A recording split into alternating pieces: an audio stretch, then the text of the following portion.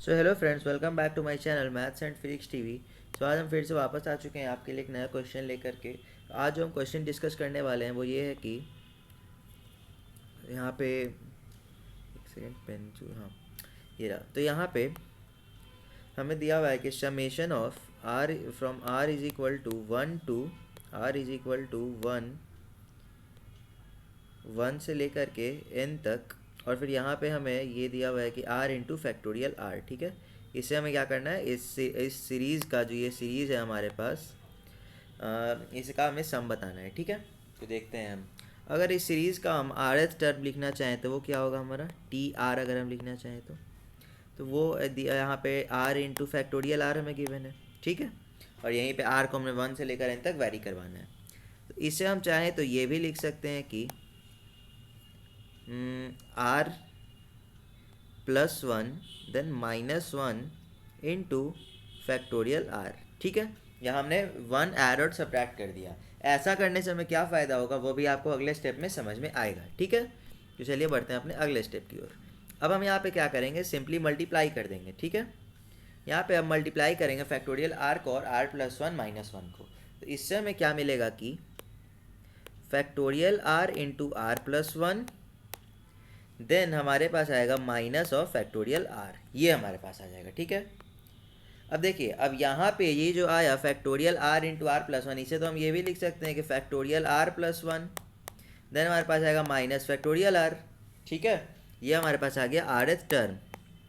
Are th term हमारे पास क्या आ गया, factorial R plus one minus factorial R. अब ऐसा करने से, अब जो हमने प्लस वन और माइनस वन यहाँ पे किया, ऐसा करने से हमें ये फ़ायदा हुआ कि हमें एक ऐसा टर्म मिल चुका है कि जिसे अगर हम ऐड करेंगे आगे तो वो सारे टर्म्स कटते जाएंगे। जैसे कि अब यहाँ पे अगर मैं आर की वैल्यूज़ को पुट करना स्टार्ट करूँ, ठीक है, तो अगर मैं आर की वैल्यू वन पुट करता हूँ तो टी वन पे अगर हम देखें तो क्या वैल्यू आएगी हमारे पास, सबसे पहले आएगा आर प्लस वन यानी वन प्लस वन जो कि हो जाएगा two, then minus factorial R जो कि हो जाएगा वन।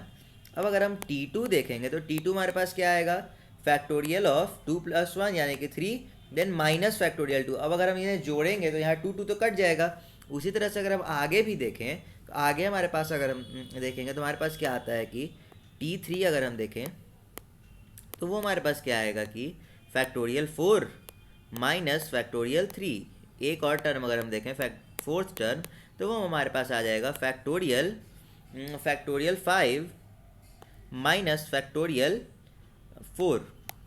तो अगर हम देखें तो ये यहाँ लेफ़्ट टू राइट ऐसे डायगोनली कटते जाएंगे सारे टर्म इस टाइप से। ठीक है, ऐसे ये सारे टर्म्स आपस में कैंसिल आउट होते जाएंगे इस तरह से।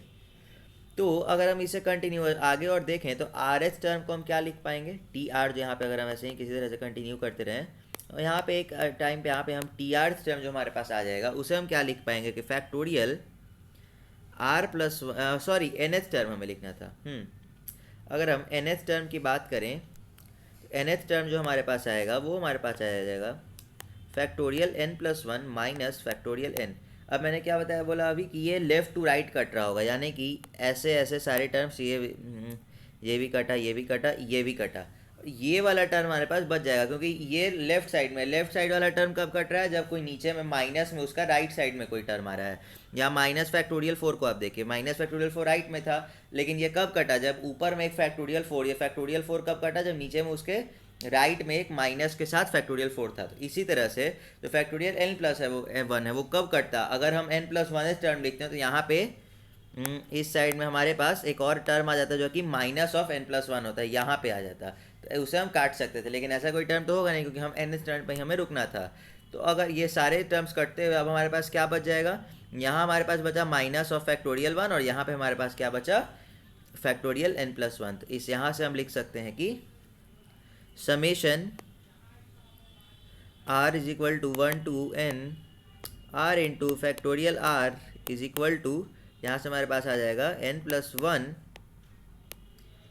One into, sorry minus one, यहाँ पर हमारे पास आ जाएगा माइनस देन फिर वन, माइनस वन।